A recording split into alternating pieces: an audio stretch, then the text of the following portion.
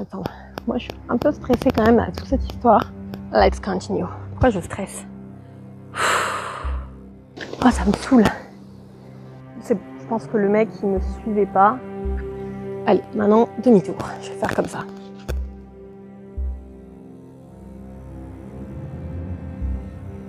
Quelqu'un derrière. Ah, je sais pas, c'est le gag de tout à l'heure. Ça me fait stresser moi ces trucs. Bon, je fais cette vidéo à chaud, clairement. Là, je sens que qu'il faut en parler. À peu près un petit peu ce que tu viens de voir. Et je vais t'expliquer ce qui s'est passé. Alors, avant toute chose, il faut savoir qu'avec Baptiste, ça faisait déjà 2 fois qu'on essayait de filmer une vidéo qui finalement n'a rien à voir avec le sujet d'aujourd'hui. Et à chaque fois, en fait, il y avait toujours soit quelqu'un qui venait me déranger en quelque sorte pour me poser des questions, tout ça, et ce qui faisait que à chaque fois la vidéo, je pouvais pas la filmer clairement. Donc là, on s'était dit l'astuce pour changer un petit peu le décor. Je prends des grands risques apparemment. On a décidé en fait de partir dans une forêt et en fait comme ça, je me suis dit je serais tranquille. Une grande forêt sur un sentier, j'aurais quand même moins de chances de croiser quelqu'un que dans un parc. Et en gros, forcément, c'est un petit peu toujours gênant quand tu te filmes. Je sais pas, t'as envie d'être tranquille. Là, je suis un peu stressée là, je t'avoue d'en parler, mais je sais que ça va me faire du bien d'en parler parce que c'est à la fois pour raconter ce qui s'est passé, mais aussi pour prévenir et de dire qu'il faut vraiment faire attention. Donc en gros, en fait, on s'était réparti le truc avec Baptiste en disant que lui allait faire quelques plans de drone sur place avec le camion et moi j'irais pendant ce temps me filmer, donc avec un stabilisateur et voilà, je vais me balader, etc. Donc on décide de se garer, on voit un endroit qui est assez dégagé pour pouvoir filmer tranquillement. Alors il y a du vent, j'espère que ça s'entendra pas trop. Donc en fait on s'est dit, donc voilà, on trouve bref un parking assez, car c'est plutôt un terrain vague en fait, clairement, mais qui était le long d'une route. Et en se garant, je vois qu'en face de nous, il y a en fait un fourgon. Il y a une petite fourgonnette avec un monsieur dedans, bref, donc bon, il y a que ça, il y a que cette personne sur le parking, c'est pas très grave, on va quand même pouvoir filmer. Et alors déjà, cette personne, qui a à peu près la soixantaine, sort de son van, passe à côté de notre camion et prend le chemin, en fait, il y a beaucoup de chemins de balade, en fait, partant de ce terrain-là. Et donc, il part d'un côté. Donc moi, je me dis, bon, j'irai pas là-bas parce qu'au moins, car je sais que j'ai croisé quelqu'un, donc autant que j'aille sur un sentier où il y a personne. Et finalement, 5 minutes après, le monsieur en question, il revient à son van. Chacun fait comme il veut, mais bon, un peu bizarre déjà. Et donc, moi, partant de là, donc je continue sur ma lancée, je vais sur mon chemin. Donc, je me filme, comme tu peux voir les extraits. Et heureusement aussi que j'ai d'ailleurs ces extraits, ça permet de pas te dire que t'es folle. Je marche peut-être quelques centaines de mètres, je dirais peut-être 200 mètres, un truc comme ça. Et comme tu l'as vu, j'avais vraiment un pressentiment, un mauvais pressentiment, tu vois, genre un espèce de 6e sens qui me dit que quelqu'un te regarde. Je vais vraiment pas partir loin. Je vais essayer de rester là.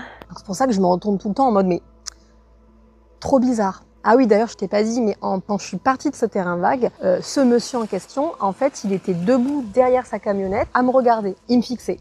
Tout le long que je marchais pour aller vers mon chemin. Donc moi je me suis dit ok, déjà pourquoi il me regarde, bizarre et tout. Je continue ma route et en fait si tu veux, comme tu vois dans la vidéo, je m'enfonce un petit peu plus dans la forêt, toujours sur ce sentier. Et en fait à un moment donné, voilà, j'ai fait ces 200 mètres, je me dis bon, tu sais quoi maintenant, c'est bon, je vais faire demi-tour. Je préfère à la rigueur filmer plein de fois en faisant des petits allers-retours, en étant toujours près de ce parking. Et ça tu vois, ça c'est mon intuition. Je sais pas pourquoi je me suis dit, fais demi-tour.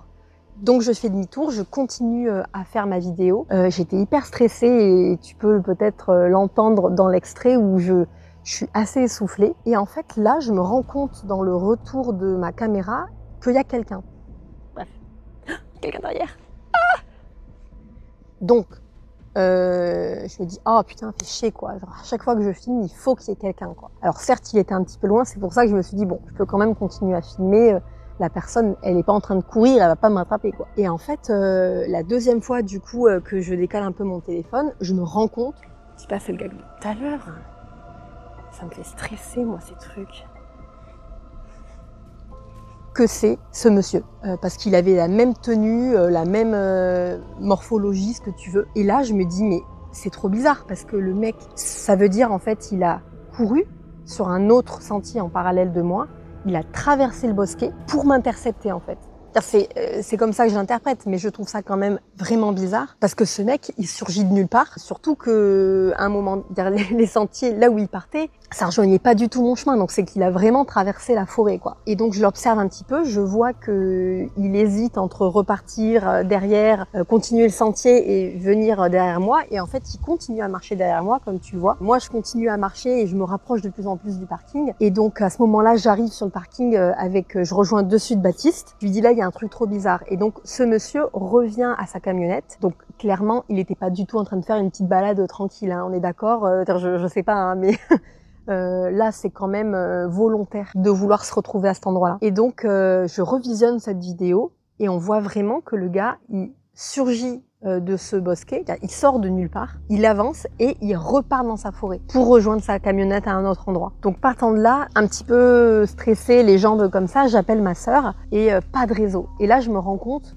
je me suis dit mais putain, si il y avait eu un problème, que ce soit ce monsieur ou quelque chose d'autre, j'aurais pu clairement appeler personne. J'appelle plusieurs fois ma sœur et finalement ça décroche parce que le réseau passe. Et donc à ce moment-là, elle me dit « Élise, tu ferais bien d'appeler quand même la police ou la gendarmerie pour faire un signalement, au moins si jamais une patrouille passe ou au moins si jamais il se passe quelque chose, que c'est quand même très suspect. » Donc j'appelle le 17, très gentil, donc j'explique ma situation. Alors bien sûr il y a eu des coupures parce qu'il n'y avait pas de connexion, donc ils m'ont rappelé à chaque fois. Donc franchement, même si pour certains c'est la base, je trouvais ça quand même bien. Et donc à ce moment-là, ils me disent bon, on va faire passer quelqu'un, donc essayez de noter la plaque du monsieur. Et donc à ce moment-là, donc on essaie tant bien que mal de prendre la plaque, mais le mec était quand même un peu loin. Et en fait là, il démarre, il s'en va, donc il prend la route, on va dire à gauche. 5 minutes après, il repasse, donc il a fait demi-tour. Donc là, on a réussi en fait à noter la plaque. Là, le 17 me rappelle et me dit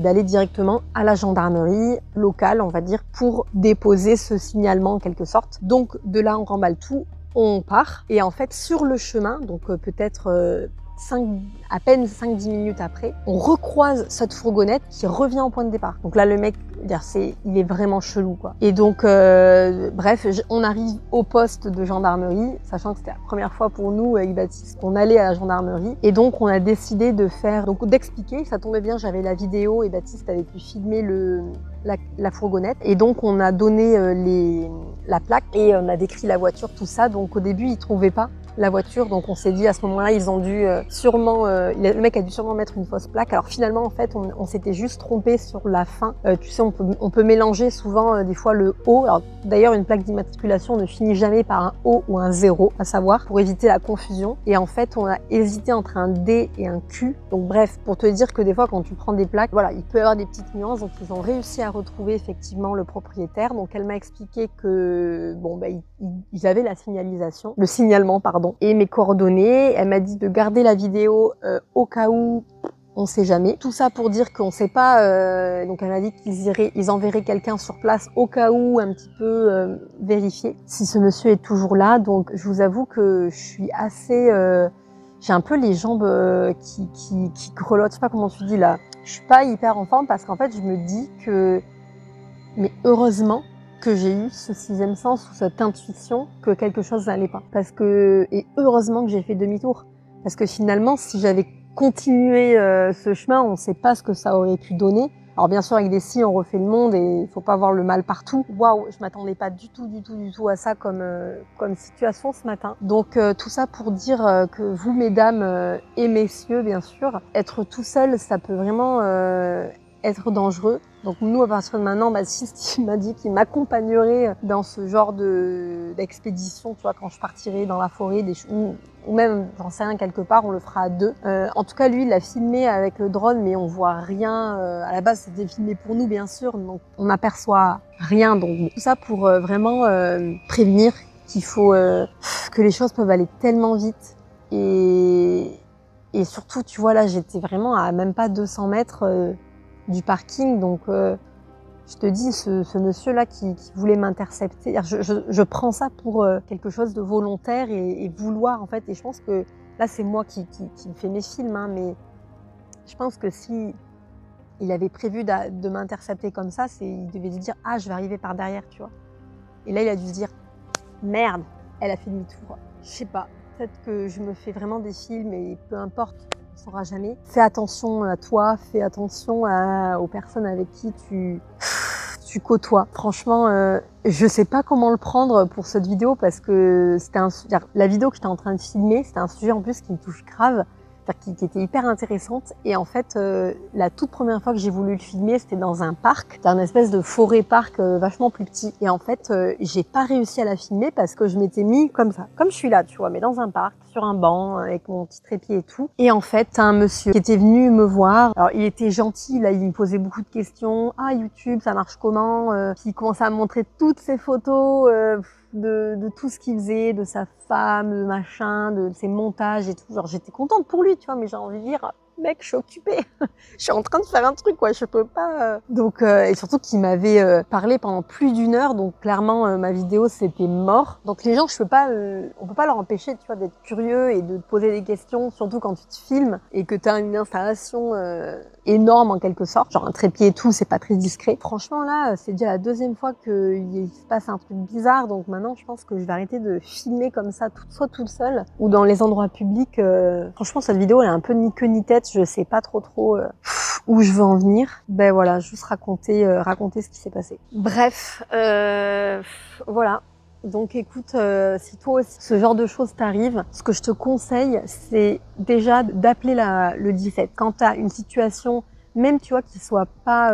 nous, on n'est pas arrivé à ce qu'il y ait quelque chose, heureusement, mais déjà faire un signalement. Si tu vois quelqu'un qui rôde, que ce soit d'ailleurs un homme ou une femme, hein, bien sûr, qui rôde devant un collège pendant depuis longtemps, devant une école, dans un parc, des choses comme ça, tu vois, qui sont quand même louches. Faut pas avoir le mal partout, mais moi je suis désolée là, ce qui s'est passé pour moi, c'est quelque chose qui est pas normal. Quand tu te balades, le mec, comme je te dis, c'est sûr qu'il a dû courir pour me rattraper, parce que il est parti bien après moi, il a traversé la forêt, pas passé par un sentier, il fait demi-tour, il repasse plusieurs fois, verser trop de choses qui sont pas du tout cohérentes. Voilà, pour moi, les choses à faire, c'est éviter d'être seul, prendre tes précautions. Prends quelque chose sur toi pour te défendre ou pour signaler, que ce soit un sifflet, que ce soit un bruit, quelque chose. Il vaut mieux prévenir que guérir dans tous les cas. Voilà, on adore. En tout cas, j'espère que je vais réussir à filmer cette vidéo. C'est-à-dire le sujet dont je voulais te parler, sinon c'est peut-être le signe du destin que je dois pas en parler, hein, qui sait. Mais voilà quoi, je sais pas trop comment finir tout ça. Et voilà quoi. Donc vraiment, ouais. Là, c'est juste après. Là, c'est ce matin que ça s'est passé. Et là, tu vois, je suis chez moi. Là, je ne vais plus dehors. En tout cas, avant un petit moment. Bon, en tout cas, n'hésite pas à partager en commentaire si jamais toi, il y a des choses dont tu as envie de partager, une situation qui t'est arrivée. Ça peut te faire du bien d'en parler, que tu sois un homme ou une femme, bien sûr. N'hésite pas à nous écrire. Voilà, si tu as envie de partager quelque chose, n'hésite pas à le faire. Je pense qu'une communauté, c'est aussi fait pour s'épauler et se soutenir. Donc on va se retrouver la semaine prochaine pour une nouvelle vidéo qu'on a d'ailleurs hâte de filmer. Voilà, on va essayer de finir cette vidéo avec un petit smile, voilà, pour qu'on soit derrière nous et essayer de pas devenir parano. Bon, en tout cas, je te fais des gros bisous et je te dis à la prochaine. Salut! Je teste, je suis trop contente. J'espère que ça va bien rendre et j'espère surtout que vous m'entendez bien, que tu m'entends bien. Attends. Moi, je suis un peu stressée quand même à toute cette histoire. Je vais vraiment pas partir loin. Je vais essayer de rester là. En gros, pourquoi est-ce que déjà je filme dans une forêt? C'est qu'en fait, il y a un parc à côté de chez moi et j'ai voulu aller filmer et tout. Sauf qu'en fait, je peux pas leur en vouloir, tu vois, mais il y a des gens qui sont hyper curieux quand tu vois une caméra, quand tu vois un trépied et tout. Et du coup, ils viennent te poser mille et une questions. Et c'est quoi la vidéo et YouTube et machin. Et la dernière fois, c'était un papy qui m'a tenu la jambe pendant 1 heure. Genre, le mec, je pouvais pas m'en décoller, quoi. Et du coup, clairement, ma vidéo, elle était terminée, quoi. Je vérifie qu'il y a personne qui me suive. Ok, donc là, l'idée, c'est qu'en plus, il y a du soleil, il fait beau, c'est plutôt cool, il fait pas trop froid. Donc voilà, c'est l'occasion de pouvoir filmer tranquillement, mais sûrement. Let's continue. Pourquoi je stresse?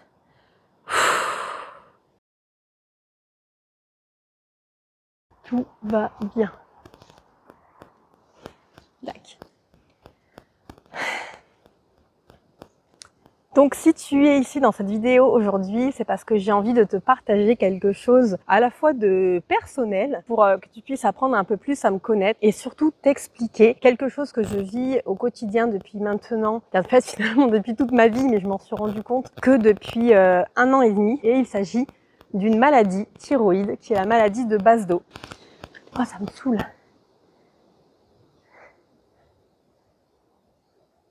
C'est bon, je pense que le mec il me suivait pas.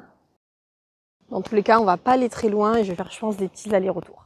Voilà, ça c'est pour moi, c'est pas pour regarder sur la vidéo. Pour te mettre un petit peu de contexte, il faut savoir que tout a commencé au mois de mai 2022. C'était d'ailleurs 1 mois avant qu'on parte, Baptiste et moi, en Indonésie pour une durée de 1 an à peu près. On s'était donné 1 an de voyage. Et en fait, juste avant de partir, tout allait bien dans ma vie, on va dire au top du top. Et on décide de faire notre randonnée annuelle dans les Pyrénées, un endroit qu'on connaît très bien, qu'on a l'habitude de faire. Et en fait, là, on va dire... Premier symptôme, première alerte, je me rends compte que je suis hyper essoufflée. Comme là en même temps. Non, là ça va. Ça va, mais pas du tout. Je suis super essoufflée. Allez, maintenant, demi-tour. Je vais faire comme ça.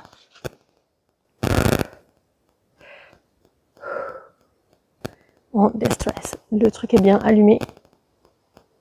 Oui, j'ai l'impression que oui. Et en fait, si tu veux, je me rends compte pendant cette randonnée que je suis hyper essoufflée. Alors que normalement, c'est une randonnée qui est pas non plus hyper dure. Et en fait, je mets ça sur le dos de tiens, ça fait longtemps que j'ai pas fait de sport peut-être, et du coup, ça explique. Donc ça, c'est vraiment le premier truc. Suite à cette randonnée, je me rends compte en fait que, donc là, deuxième symptôme, j'ai énormément de tremblements, notamment dans les jambes et aussi au niveau des mains.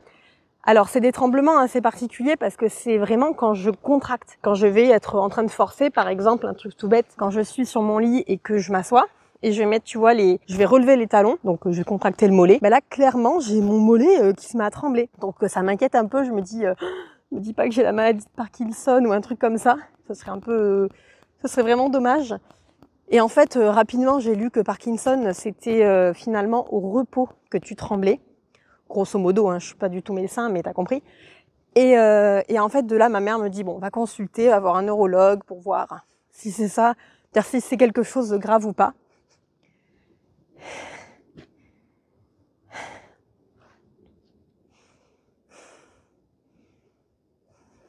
Bref. Quelqu'un derrière. Ah! Alors attends. J'ai pas vu.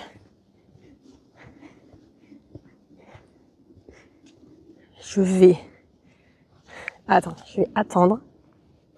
Je vais revenir au camion.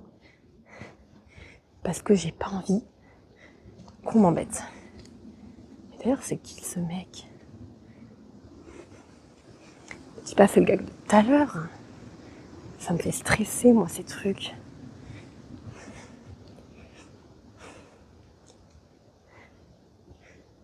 Bon, je termine vu qu'on arrive sur le chemin.